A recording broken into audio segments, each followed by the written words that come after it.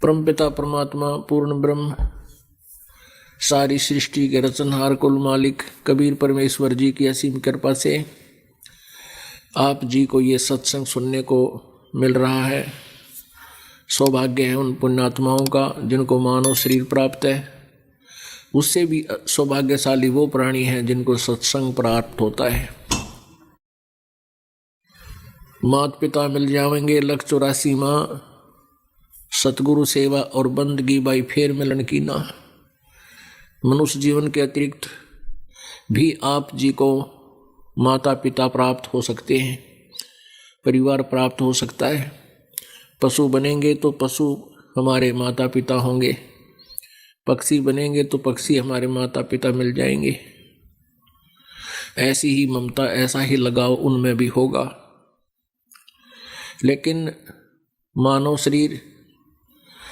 शरीर में फिर सतगुरु की सेवा, सतगुरु परमात्मा मिलना, सतगुरु का मिलना और परमात्मा की भक्ति, ये उन शरीरों में आपको प्राप्त नहीं होंगे, अन्य योनियों में।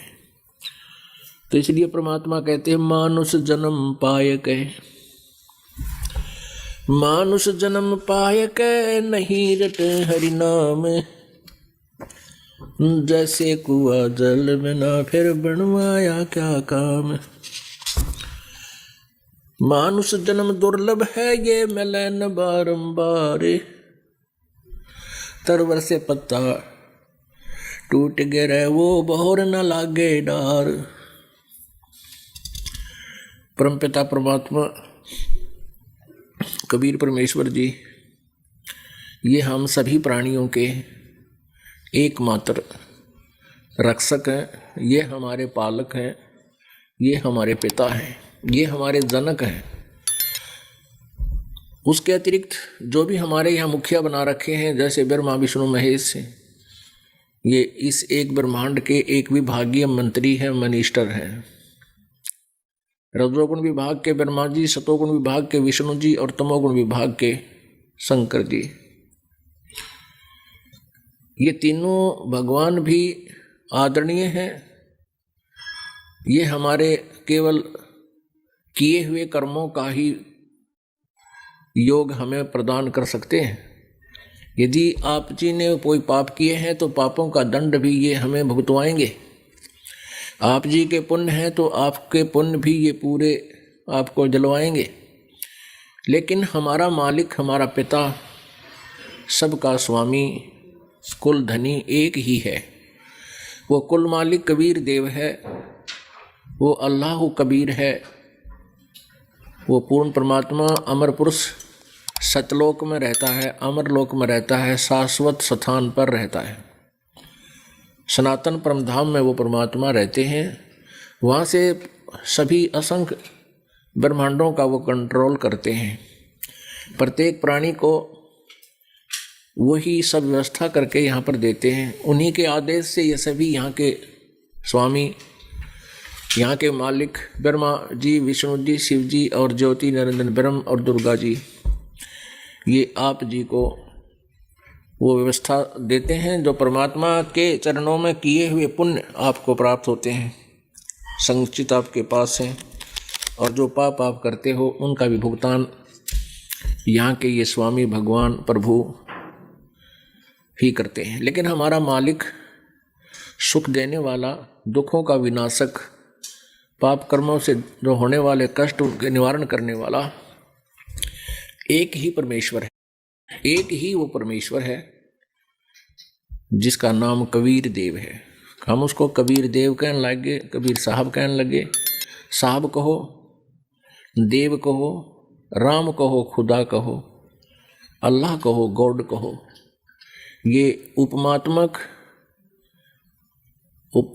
शब्द हैं। लेकिन वो सच्चा साहिब, अब उसको सत साहिब क्यों कहा गया? क्योंकि सत माने अविनाशी, साहिब माने प्रभु, अविनाशी परमात्मा। ये अन्य भी भगवान कहलाते हैं, श्री ब्रह्मा जी, श्री विष्णु जी, श्री शिव जी और श्री दुर्गा जी और ये ज्योति निरंजन ब्रह्म जी। ये भी स्वामी हैं, ये भी साहब कहलाते हैं, लेकिन ये सच्चे साहिब नहीं हैं, ये वास्तविक प्रभु नहीं हैं। पुण्यात्माओं, ऐसी बातें जो ये दास बोलता है और अज्ञान के आधार से, हम लोकवेद के आधार से इतने आरूढ़ हो चुके हैं, हम इस गलत ज्ञान को, इस शास्त्र विरुद्ध ज्ञान को सुनते सुनते बहरे हो चुके हैं और हमने यही मान रखा है कि ब्रह्मा विष्णु महेश अविनाशी हैं, नाशवान नहीं हैं, ये अजर अमर है। लेकिन इनका इतिहास, इनकी जीवनी में लिखा है कि नाशवान है और ये परमात्मा नहीं है, प्रभु स्वामी नहीं है, ये ईश नहीं है, ये सच्चे साहिब नहीं है। और इस बात को यदि बगैर प्रूफ के, बगैर प्रमाण के आप जी को बताया जाए तो आप जी फड़क जाओगे, बिदक जाओगे, आप सुनने को भी तैयार नहीं होगे अगले वचन को। इसलिए दास का प्रयत्न रहता है कि जहाँ भी कोई मन के अंदर शंका उत्पन्न हो, वहीं पर एक ऐसा प्रमाण दे दिया जाए जिससे ये मन आप जी को इस सच्चे साहिब की कथा को सुनने के लिए बाधक ना बने। इसके लिए आपको एक थोड़ा सा प्रमाण देते हैं, और समझदार को संकेत ही बहुत होता है। देखिएगा, श्रीमद् देवी भागवत, ये कहाँ से प्रकाशित है? गीता प्रेस, गोरखपुर।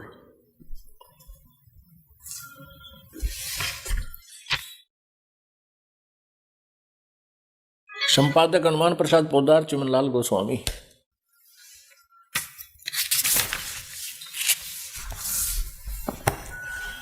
प्रकाशक एवं मुद्रक हैं गीता प्रेस, गोरखपुर, गोविंद बनु कार्यालय, कोलकाता का संस्थान।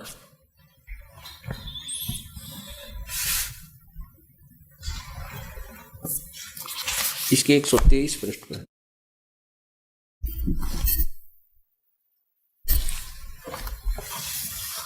123 पृष्ठ पे तीसरे स्कंद में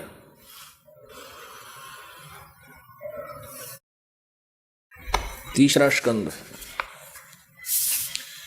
अब यहां विष्णु जी अपनी माता दुर्गा के विषय में उनकी स्तुति कर रहे हैं। श्री विष्णु जी कह रहे हैं, तुम सद स्वरूपा हो, यह सारा संसार तुम्हीं से उद्भासित हो रहा है। मैं यानी विष्णु, ब्रह्मा और शंकर, हम सभी तुम्हारी कृपा से विद्यमान हैं। हमारा आविर्भाव और तिरोभाव हुआ करता है। आविर्भाव माने जन्म और तिरोभाव माने मृत्यु। विष्णु जी स्वीकार कर रहे हैं कि मैं, ब्रह्मा और शंकर, हमारा जन्म और मृत्यु होता है, हम अविनाशी नहीं हैं। केवल तुम ही नित्य हो, जगत जननी हो, प्रकृति और सनातनी देवी हो। भगवान शंकर बोले, देवी, यदि महाभाग विष्णु तुम्ही से प्रकट हुए हैं तो उनके बाद उत्पन्न होने वाले ब्रह्मा भी तुम्हारे बालक हुए। फिर मैं तमोगुणी लीला करने वाला शंकर क्या तुम्हारी संतान नहीं हुआ? अर्थात मुझे भी उत्पन्न करने वाली तुम ही हो। शिवे, संपूर्ण संसार की सृष्टि करने में तुम बड़ी चतुर हो। इस संसार की सृष्टि, सतिथि और संहार में तुम्हारे गुण सदा समर्थ हैं। उन्हीं तीनों गुणों से उत्पन्न ब्रह्मा, विष्णु एवं शंकर नियमानुसार कार्यों में तत्पर रहते हैं।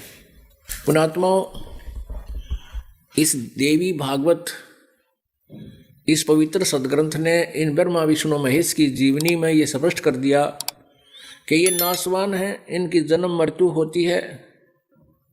दुर्गा इनकी माता है और ये रजगुण ब्रह्मा है, सतगुण विष्णु, तमगुण शिव जी। और ये भी स्पष्ट हो गया कि ये केवल नियमित कार्य ही कर सकते हैं। ये किसी के संस्कार को चेंज नहीं कर सकते, बदल नहीं सकते।